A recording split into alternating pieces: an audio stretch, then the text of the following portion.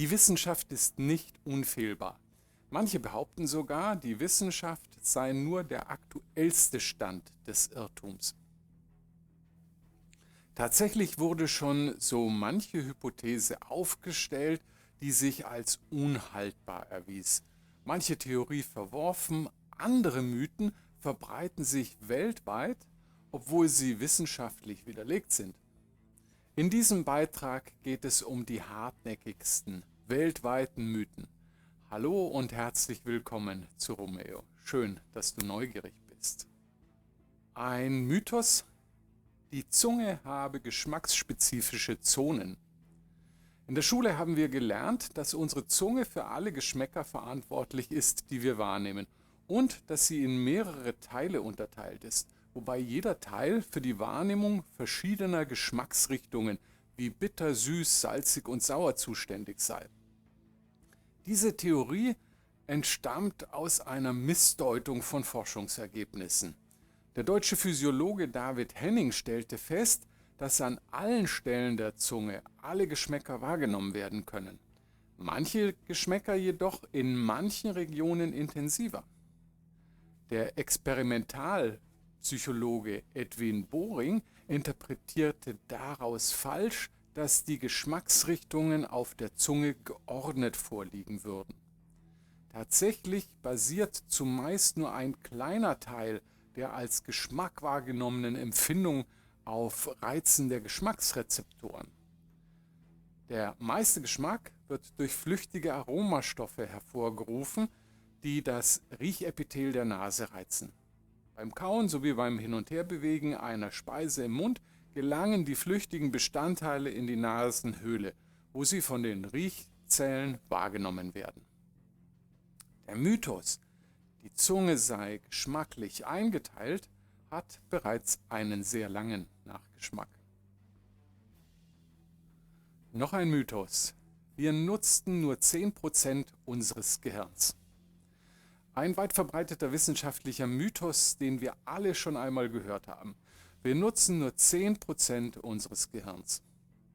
Und falls du das Gerücht im Kopf hast, Albert Einstein habe gesagt, wir nutzten nur 10% unseres Gehirnpotenzials, vergiss es. Es gibt keinen Beleg für dieses Zitat und inhaltlich stimmt es auch nicht. Das Gerücht hat der Science-Fiction-Autor Ron Hubbard über die Scientology-Sekte verbreitet. Wenn auch nicht permanent oder gleichzeitig, nutzen wir wohl doch 100% unseres Gehirns. Und aus der Unfallforschung wissen wir, dass fast jeder Schaden am Gehirn zu Ausfällen führt. Würden wir nur 10% unseres Gehirns nutzen, müssten viele Gehirnverletzungen symptomlos verlaufen. Durch die moderne Gehirnforschung kennen wir die Neuroplastizität. Neue Verknüpfungen werden lebenslang neu gebildet, im gesamten Gehirn. Noch ein Mythos: rostige Nägel verursachen Wundstarkrampf. Viele Menschen glauben, dass das Eintreten von rostigen Nägeln oder Verletzungen durch diese ein hohes Risiko für Tetanus mit sich bringt.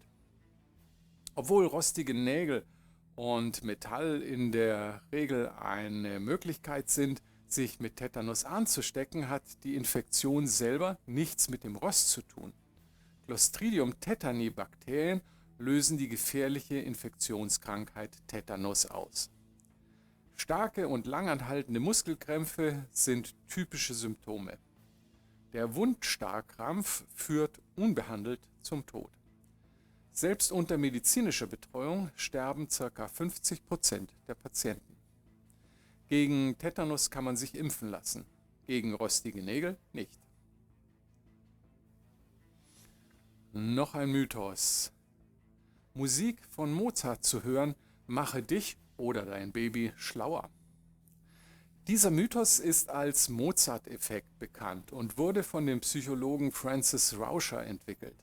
Seine Studie zeigte, dass Kinder bei bestimmten Aufgaben, die räumliches und abstraktes Denken erfordern, besser funktionieren, wenn sie Mozart hören.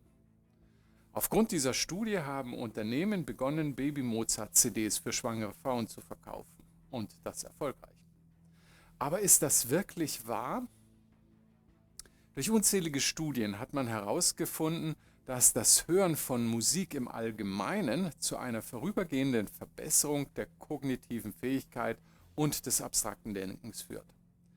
Mozart ist also nicht besonders. Alle Musik und sogar erzählte Bücher scheinen diese vorübergehende Verbesserung zu bewirken. Noch ein Mythos. Chamäleons änderten ihre Farbe, um sich zu tarnen. Dank animierter und bearbeiteter Videos denken viele Menschen, dass Chamäleons sich an alles anpassen könnten, was sie berühren, von Bäumen bis zu Schachbrettern. Chamäleons fügen sich auf natürliche Weise in ihre Umgebung ein und passen sich in ihrer Farbe oft an Bäume und Blätter an. Überraschenderweise haben sie die Fähigkeit, sich nicht nur zu tarnen, sondern auch aufzufallen. Während der Paarungszeit können Chamäleons sehr aggressiv sein und ihre Körperfarbe ändern, um mit Artgenossen oder Konkurrenten zu kommunizieren. Eine andere Theorie, die untersucht wird, besagt, dass sie ihre Fähigkeit, die Farbe zu wechseln, sogar dazu nutzen könnten, ihre eigene Körpertemperatur zu regulieren. Noch ein Mythos: menschliches Blut könne blau sein. Das Blut, das durch unsere Venen unter unserer Haut fließt, scheint blau zu sein. Aber das ist das Ergebnis einer optischen Täuschung. Wenn das Licht auf unsere Haut trifft, wird blaues Licht zurückreflektiert und erzeugt die Illusion, dass unser Blut blau wäre. Letztendlich ist menschliches Blut aber rot, weil es Hämoglobin enthält. Hämoglobin ist ein eisenhaltiger Proteinkomplex, der Blutkörperchen ermöglicht, Sauerstoff im Körper zu transportieren. Dieses spezielle, natürliche Eisen färbt sich rot, wenn es mit Sauerstoff in Kontakt kommt. Und das ist es, was unser Blut rot macht. Und selbst in adligen Blutgefäßen fließt kein blaues Blut. Noch ein Mythos: die Nähe der Erde zur Sonne bestimme die Jahreszeit. Viele Menschen sind der Meinung, dass der Abstand zwischen der Erde und der Sonne die Jahreszeiten im Jahr bestimmt. Viele glauben, dass der Sommer eintritt, wenn die Erde nahe an der Sonne ist, und dass der Winter eintritt, wenn die Erde weit von der Sonne entfernt ist, und dass dazwischen Frühling und Herbst eintreten. Die Erde rotiert um die eigene Achse, die nicht senkrecht zur ellipsoiden Umlaufbahn um die Sonne steht. Während eines jährlichen Umlaufs schwanken dadurch die Tagesdauer und der Einfallswinkel des Sonnenlichts. In einer Jahreshälfte ist die Nordhalbkugel zur Sonne geneigt, in der anderen Hälfte die Südhalbkugel. Es liegt also nicht am Abstand, wenn sich die Erde beispielsweise auf der Nordhalbkugel der Sonne nähert, kommt dort der Winter.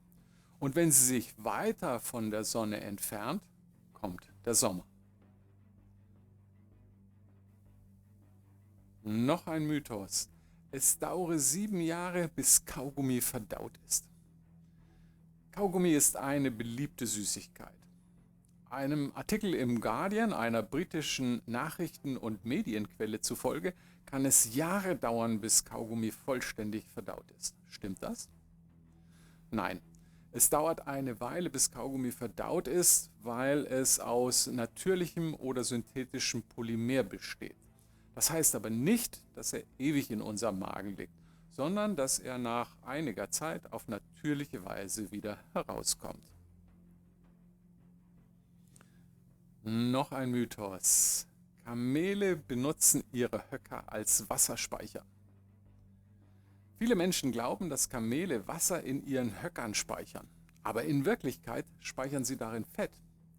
Sie speichern Fett in ihren Höckern als Notvorrat für lange Reisen in der Wüste. Wenn das Kamel hungrig ist, kann es Nahrung aus dem Höcker aufnehmen, bis er leer ist. Der Höcker wird immer schlaffer, je leerer er wird, und wird bei der nächsten Mahlzeit wieder aufgefüllt. Kamele können bis zu 120 Liter Wasser trinken und in ihrem Blutkreislauf speichern, wodurch sie mehr als eine Woche ohne Wasser überleben können. Noch ein Mythos. Die chinesische Mauer sei aus dem Weltraum zu sehen.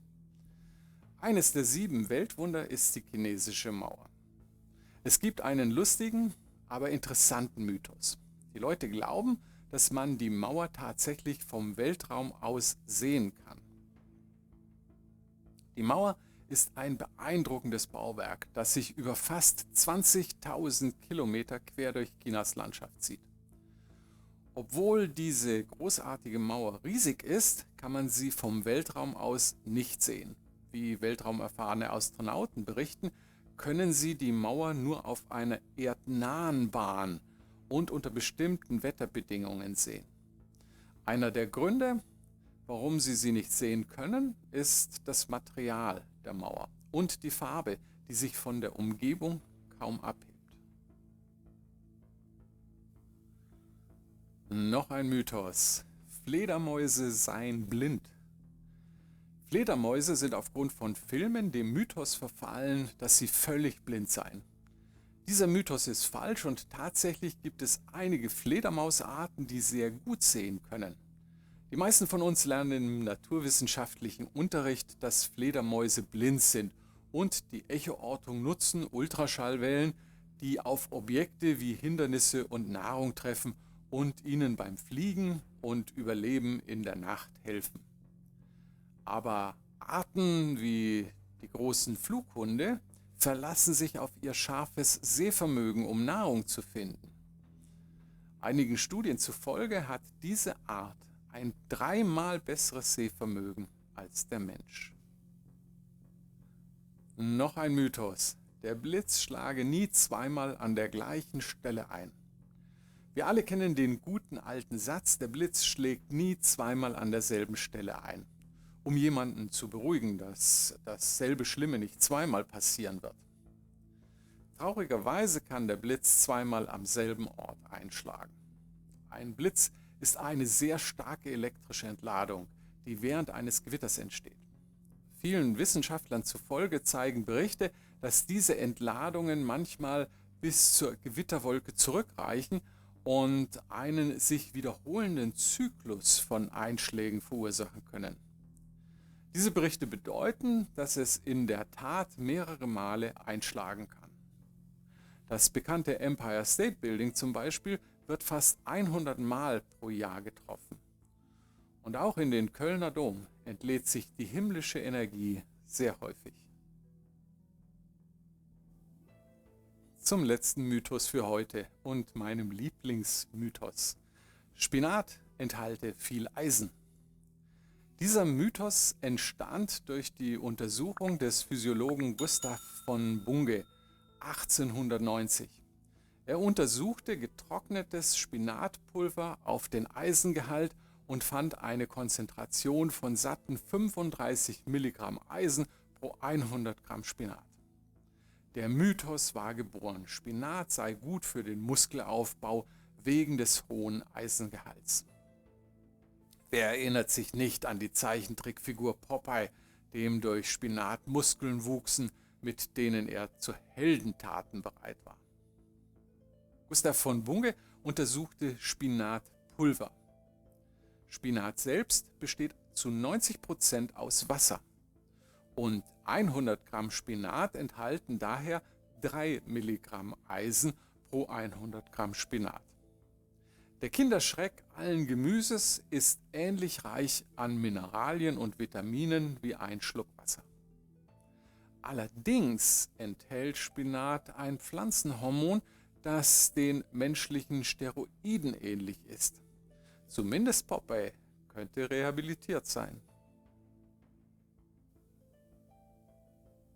Manche Mythen halten sich hartnäckig, obwohl sie als falsch entlarvt sind. Offenbar ist eine gute Story doch bemerkenswerter als die wissenschaftliche Wahrheit. Vielen Dank fürs Zusehen. Alle Quellenangaben und Weiterführendes wie immer im Abspann und auf romeo.com. Bis bald und bleibt neugierig.